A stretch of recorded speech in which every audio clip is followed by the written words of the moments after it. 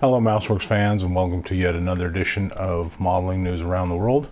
And there's not a lot of news this time around, just that the Shizuoka show in Japan is coming up, and there's a few previews that they've sent out, so I'll have some of those in the next segment, but they'll have lots more stuff coming, so we'll keep you informed on that. Otherwise, let's get to it, to future releases.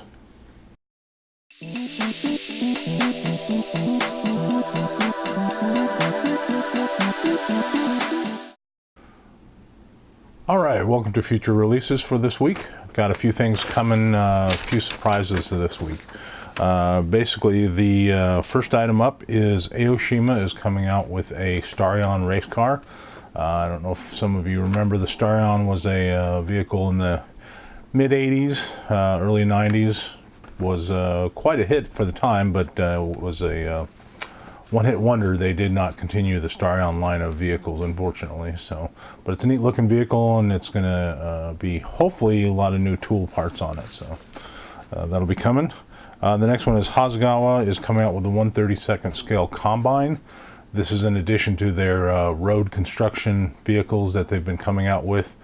It is very different looking, and it looks like a Japanese piece of farming equipment, but with a little ingenuity, somebody can actually turn this into some type of a sci-fi vehicle, and it looks like it's got a lot of sci-fi parts, or just build it stock and have a very interesting looking vehicle. Next up, Hasegawa is also coming out with a 1/72nd scale spacecraft slash aircraft from the anime show called Crusher Joe. Apparently this is a very popular one over in Japan, and the aircraft looks actually very nice, and it's going to be up to Hasegawa quality, so it'll be kind of a nice addition for people like anime or just like to build something different.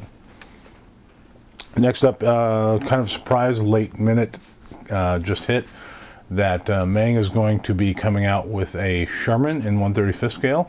It is a M4A3 76, and looks like they're planning to do a whole family of them, and this should be very welcome news, as there hasn't been a whole lot of really new Sherman tool kits. There's been a lot of retools and repops, but this will be a whole new mold system for Meng, so we'll be looking forward to that.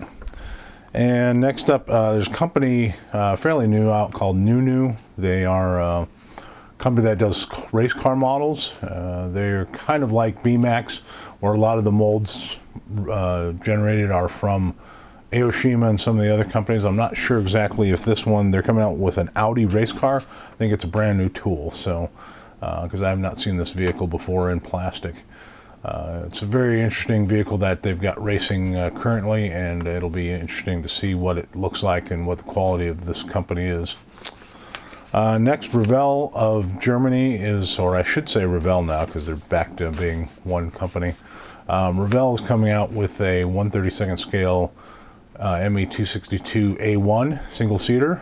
This is going to be very welcome in the fact that the two-seater was a great seller and very, very nice kit. This will be the single-seater version, and it should be a decent price range, so you can afford to buy a few of them, do different markings. And there's tons and tons of markings out there already. Decal sets for the trumpeter kit, which will fit right on this kit, because the trumpeter ones were pretty accurate, and this will be even more accurate. So looking forward to that one. Next, this one's kind of surprised. It's supposed to be released soon, but I'm not sure. They kind of hit it and sprung it on us, but basically Trumpeter is doing a TU-22 blinder, not a backfire, blinder in 72nd scale, and this will be a full new tool. The only other kit out there is the old ESCI kit that Italieri had for a while. Revell marketed it for a while. It's actually a pretty nice kit, but it's pretty old, so this new Trumpeter kit will be very welcome. We'll have a lot more detail, hopefully, in the engine area and the weapons-based system. They'll hopefully have that big kitchen missile come with it. So that is about it for the future kit releases.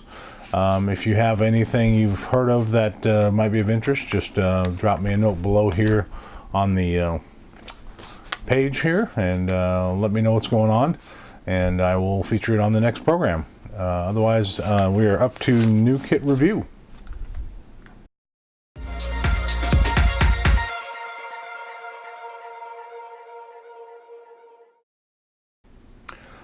All right, Mouseworks fans, welcome to another new kit review. And I like to do different types of kits, not just all armor, not just all aircraft, just a little bit of everything.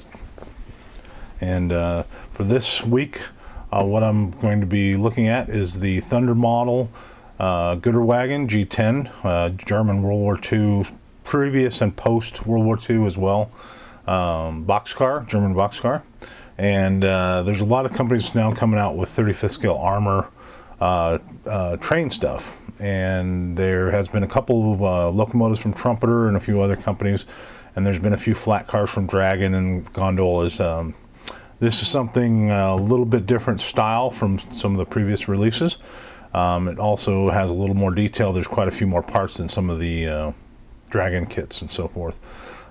They are planning to do a tank car, which I'm very excited about. Nobody's done a 35th scale tank car, and that would be very welcome in the modeling world. So anyways, let's get to it. Basically, it's a 35th scale. Thunder model is a fairly new company, but they've been making some really nice stuff. There's the side, same picture, and there's some information about it. They call it infamous here because of its role in the concentration camps in Germany. A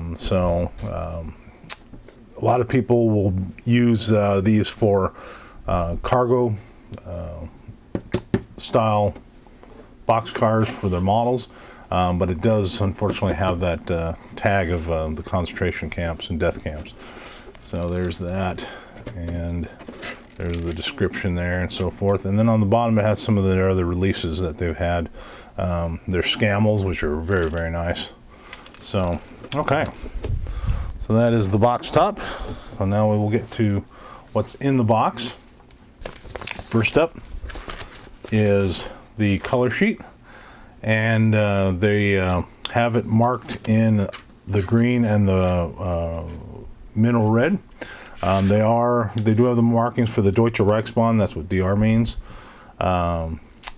DB, which is what they use now, is Deutsche Bundesbahn, which is the modern. So if you see one that says DB, it's modern. DR, it's usually World War II and before.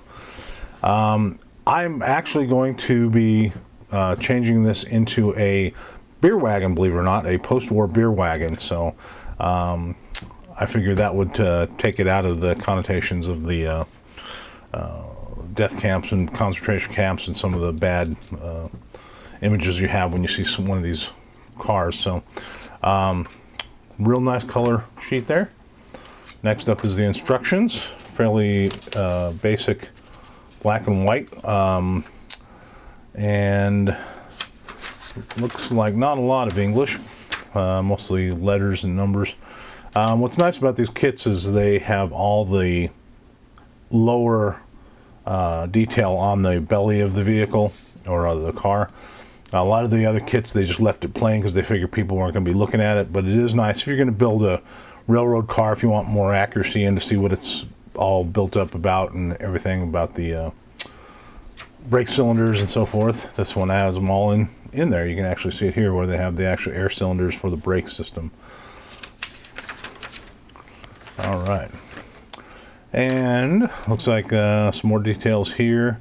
Looks like they're using kind of a CAD drawing system here, which is kind of nice. Not too many parts at a time, which again I like because it doesn't get too confusing so you can miss a part. And here you can see you're already pretty much done with the belly of the beast, and then you're going to put in all the airlines and so forth. There you're getting into the lower deck, which you could actually stop there and make a flat car. This actually was used as a flat car. Then here's building up the sides for the actual containing of the merchandise or whatever was in there. And the door, I mean, there's a lot of detail on that door. That's really nice. A lot of photo etch there. The buffers, they got the buffers correct. One is flat and one is spherical. And a lot of little details. This is going to make a whole model in itself. It's really nice. I mean, you can make it into a diorama, but it could be actually stand by itself. And this is the little piece here that actually will show different weights and things of the car. And then they have a list of all the parts. Okay. I do wish they had put this in a slightly bigger box. This one was jammed in there pretty good. Some of the screws were actually bent. So I wish they would just, I mean, they try to save money by using the same boxes for other things. But anyways, first up here, parts-wise, there's the photo etch set. And that one actually has quite a bit. There's actually 2 photo etch frets in there. And we'll get a little tighter on that there for you. Some cabling and so forth, which is copper, which is nice, so it is easily pliable instead of the actual steel. And the decals for it, and then even some hose for some airline hose. Nice photo etch sets. I mean, that would be another 25 bucks just by itself. So, okay, getting to the parts. Okay, first one up here is fret C, which is most of the air cylinders there. Okay, the next one is the frame, which again you can see it's bent because the box was too tiny, which was kind of frustrating. I mean, hopefully I can bend it back and straighten it out with all the framing system, but yeah, they needed to do something about that. Anyways, looks like there's 2 of those. Has one of the buffers on it, and the suspension system here with the leaf springs and brake pads. Okay, next one is going to be 2 racks of the same one again, and has the wheels and some of the framing pieces here, and real thin wheels, real to scale. Don't know how this is going to fit on the track, say from Mini Art. Mini Art does make European track and Russian track. The European one is basically German track, so this should fit it, but I've not tried it yet since I have not built the vehicle. So, but we'll give that a shot because this does not come with track. Okay, next up, again, another couple pieces. Everything's done in duplicate. All right, and this has the roof piece, which has the wood detail in here. Really nice wood detail there. I mean, the real fine scribe lines, so forth, and bolt detail on some of these parts here. There's the door with the wood detail as well. Be kind of fun to make this one all worn with all the paint being worn off. Next one is again 2 frets of this one, and again you can see the floorboards are they're actually textured. I'll hopefully get that on the close-ups next, but there actually is a wood grain in there that's really fine, so that should show up real good with a wash and some dry brushing. Some of the front and back pieces here. All right, and that is about the parts on that one. Like I said, what I'm going to do is I'm going to make it a beer wagon, which I do have to make a little on the front side here. I'm going to have to make a little refrigeration unit that attaches here, so I'll have to scratch build that, but that's about the only main difference between the two. And what really spurred me on to that was this little thing right here. And this Mini Art has made a series of different bottles. They had vodka and champagne, and this one is the beer bottles in wooden crates. And give you a short look at that. And they give you a ton of clear, transparent red and green beer bottles. And then the crates and so forth, they even have little decals for the beer bottles themselves. And the crates actually have wood grain in them as well. But I mean, that's just a ton of neat parts just for little crates. So I'll have those, I'll have the door open and some of these stacked in there. So it'll look pretty neat. They give you quite a few. I don't think I'll need to buy another pack since there's 384 parts to this. So, but if so, they're not very expensive, and I will use those, buy another set. So glad Mini Art is doing all these kind of things. I mean, they are just going crazy with the detail parts. So anyways, that is the plan. I'm going to paint it blue, and then I have to make some decals for the sides. So basically it'll say on the side here, Friedhofen or something, beer. And I haven't decided exactly what I want to do. I do have some pictures off the internet of a blue one. So that is about it for the new kit review. And up next we will be doing Model Techniques.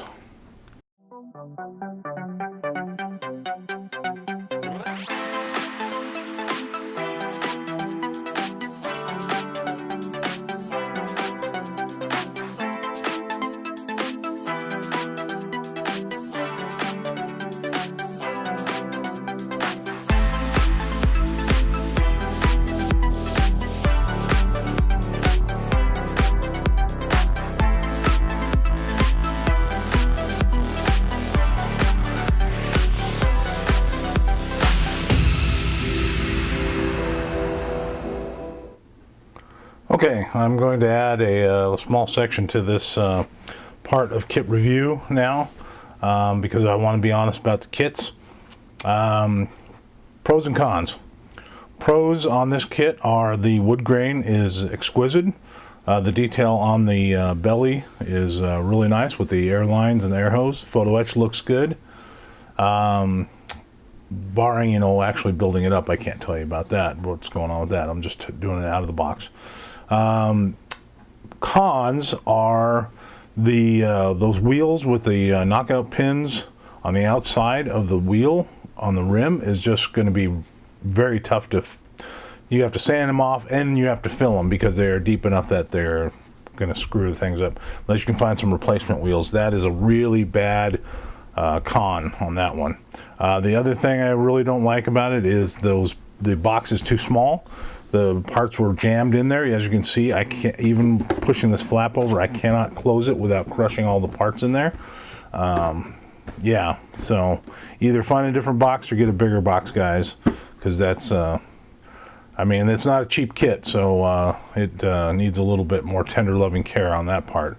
So anyways, that is the out of the box review, pros and cons. And next up, we are going to go to Model Techniques.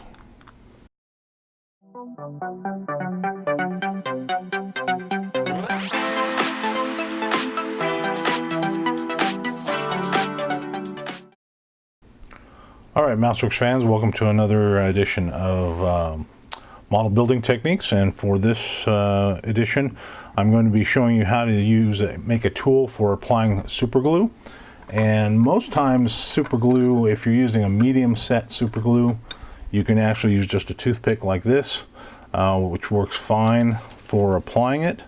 And to give you an idea here, this is a medium set super glue, and all I have to do is put some on a piece of paper or whatever you want, and then using the tip of the toothpick, picking it up, and you can kind of see there's a little blob of it there, and then applying it. I can also take a knife and sharpen the toothpick to make it a little sharper, but usually for real fine work, what I like to do is I take I have a piece of spring steel piano wire, and that's this thing right here, and I always put a little flag of tape on it so I know I don't lose it, it's easy to find, and I don't use it for any other purposes. So basically this will pick up the medium set super glue and will give you a much finer line of it, and it'll wick off a little bit. You can also use the edge of a blade, a X-Acto blade, and see if I've got a blade here. So what you would do is basically you would take the blade and pick it up on the edge of the blade, and then that will give you a fine line. Sometimes it wicks off, sometimes it doesn't. You can see it actually makes a pretty good line on that. But it's still a little hard to get enough super glue in the place you want. That's for medium set super glue. Now we're going to deal with the thin stuff, the water thin stuff, which I've avoided using for years because it was such a pain. It runs like water. It can get all over your hands, glue your fingers together real fast, so do be careful.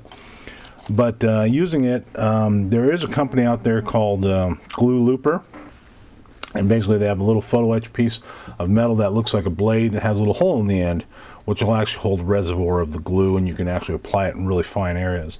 I do like those. I initially bought the brass ones, which after cleaning them, and the way you clean them is usually lighter to burn the old super glue off. With brass, it would actually start to soften, and the tip basically broke off. So their second version, their version 2, is stainless steel, or looks like stainless steel. Must be a lot stronger. So anyways, if you can't find those, this is a way to do it yourself. So you can see on this one, I actually have a loop already on there. This is a piece of brass. And what I can do is when it wears out, I just cut it off with a pair of nippers. And what I'll do is I will take a pair of needle nose pliers that are rounded end. These are usually found in a jewelry section of a hobby or craft store. Grab it as tight as you can, and then I'll start to bend it over. And I'll start to get a loop, but I want to close the loop. That way it actually will hold the super glue. So I want to get it to close all the way around. Okay, so now I've got a little loop on the end there, and that'll hold the reservoir super glue. So next thing I'm going to do is I'm going to take a medicine cup, and these are actually coated medicine cups. Reason they're coated is for different types of chemicals, so alcohol and stuff like that won't attack them. Even lacquer thinner won't attack them. So make sure if you buy some of these that they're actually coated and not just cheap plastic, because they'll melt and give you all kinds of problems. Anyways, take the thin super glue, which is water thin, and I'm going to put some of that in there. And be careful when you open this stuff, because it goes everywhere and it'll glue everything. So I'm just going to put a little bit of that in the cup. Kind of see it there. Now, the reason I use a cup and not just a ceramic or paper or anything is due to the fact that being coated, this super glue will last there. It will not dry for a long time. I mean, almost hours. So you can actually keep using it and keep using it. Plus, it's not easy to get in there and accidentally glue your fingers to it. So, as I did with the paper earlier. So, anyways, that's a good way to dispense it. Then, what I'm going to do is take my part of whatever I'm gluing. This hopefully will give you an idea of what it'll look like. And I just take the glue loop and I dip it into the super glue there. And hopefully you can see it actually, if it'll glimmer, yeah, there it is. Glimmers a little bit, you can see that there's actually super glue in that loop. And then when I touch it to something, it should wick off and make a glue line. Or if I'm doing it in a corner, so for example, if I'm doing it in the corner here, I just put it on there. Again, it's kind of hard to see on the camera here, but that will dispense it and use capillary action to dispense. Like I said, in corners, that's what it's really made for. So you can actually get in there in the corner and it'll takes it right out, makes a nice smooth line. If there's a gap there, it'll actually go in the gap. Now, to clean it, I'm going to take my trusty lighter here, and basically I'm just going to burn the stuff off. You can kind of see that little flame burnt off the glue that was there. Just be careful with using a flame. Make sure you don't point it towards something that can burst into flames. So anyways, and then it's ready to go again. If it does get soft, just cut it off and make another loop. If you like the loop you have and you don't want it to go too soft real quick, after you heat it, you can actually quench it in water and it will actually strengthen it back up a little bit. Makes it so it's not annealed and soft. So anyways, that's kind of the way to make a real nice glue applicator. And then of course, don't forget your accelerator, because that will work. All you have to do is touch that too close to the super glue and it will wick in. What I like to do is I used to use brushes and so forth, and I was ruining a lot of brushes. So now what I do is I will use just the actual hose itself of the dispenser, which has some of the accelerator in it, and I'll just touch it and let it flow, and it'll instantly harden that super glue. And then I've got, it's actually kind of an alcohol base, so I just wipe it off once it's dry, and then blow on it, it'll evaporate, and it does not ruin plastic on certain brands. This is Bob Smith, and it does not attack paints and different types of plastics that I found. So to give you an idea of how fast this stuff works, we'll do a little fun experiment. Just remember, when you do accelerate the stuff, it does let off cyanide gas. That's why it's called a cyanoacrylate. So it has cyanide in it. So that gas, you don't want to be breathing that in. Just hold it far away from you. Because if you have a large amount like this and then put a little bit in there, it will actually gas out. You might see it when I do this. And the other thing is it will actually turn white. So, and there you can see it start to congeal, and there it goes, there it kicks. Turns white, crystallizes. Some super glues don't whiten as much as others, but something you want to avoid. I would not use super glues on clear parts. There are other things to use on clear parts, which will probably be on the next video. So anyways, there it is, completely dry, and a little piece of dried super glue.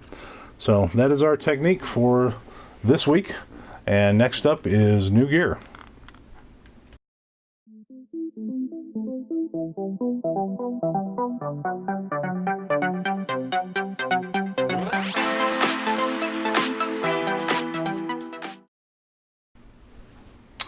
All right, welcome to new gear. For this week, I am going to be showing you a new product, fairly new. It's been out for maybe a year, but it's a liquid chrome pen, and by Molotow. And this is something that's really taken the world by storm.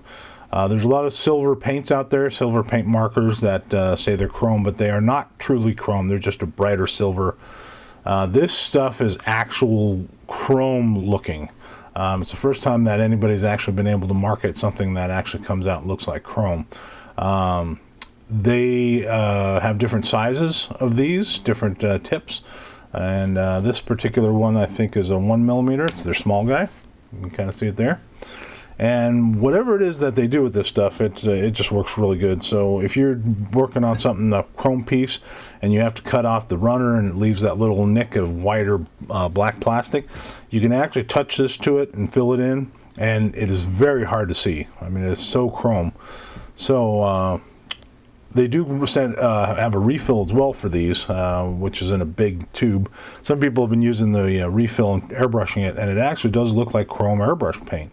Still, same rules apply, where you want to have it on glossiest surface you can.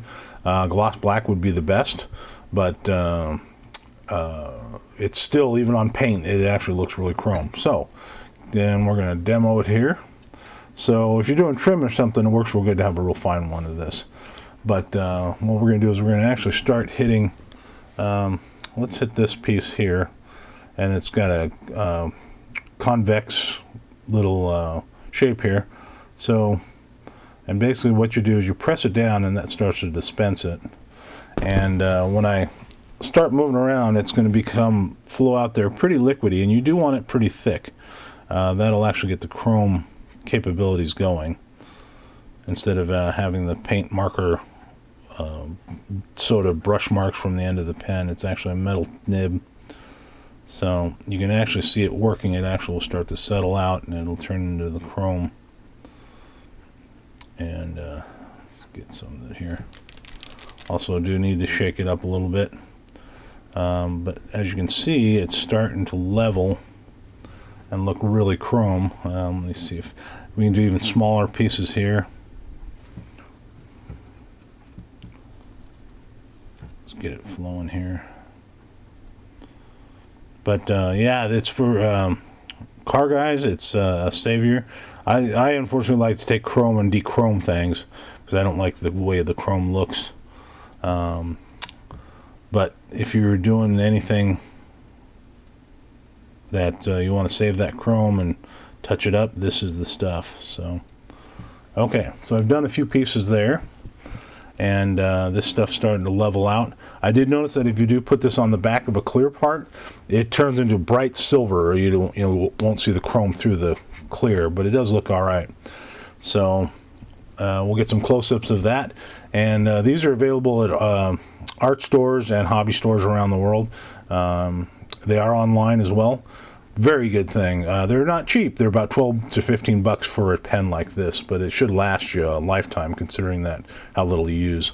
So thumbs up on that tool, and that is this week's new gear.